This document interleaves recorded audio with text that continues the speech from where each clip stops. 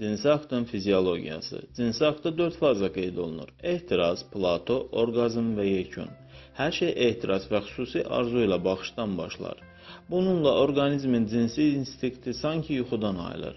Ehtiras fonunda serotonin adlı maddə ifraz olunur. Hesab olunur ki, bu neyrotransmitter xoşbəxtlik duyğusunu yaradır. Serotonin öz növbəsində bəbəkləri genəldir. Bu hal vegetativ sinir sistemi aktivliyinin artmasının əlamətidir.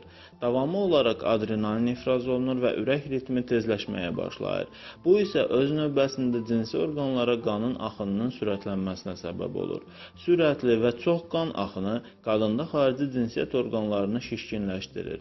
Ereksiya fonunda xayalıq bərkiyir, xayalar da şişkinləşir. Sürüşkənlik məqsədi ilə həm kişidə, həm qadında şirə ifrazı başlayır. Bununla da dopamin adlı maddə ifrazı start götürür. Hansı ki dopamin də öz növbəsində cinsi istəyi artıraraq bütün cinsi hissləri gücləndirir. Beləliklə plato fazasına keçilir. Birincili ehtiras davam edərək ürək ritmi, əzələ gərginliyi və qan təzyiqi daha da artır. Stimulyasiya fonunda noradrenalin ifraz olunaraq erogen zonaların daha da həssas olmasına səbəb olur.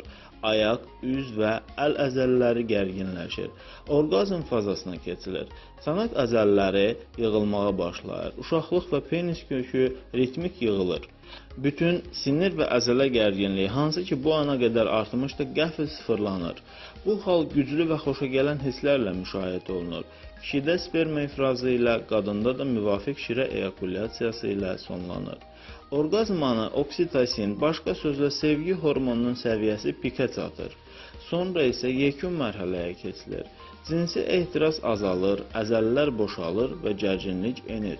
Fiziologiya belə yaradılıb ki, bu mərhələdən qadınlar təkrar orqazm mərhələsinə keçə bilsələr də, kişilər üçün refrakter dövrün olması mütləqdir. Refrakter dövrdə isə kişi orqazm hissi yaşaya bilmir. Hazırladı Rauf Kazımov, həkim, uroloq.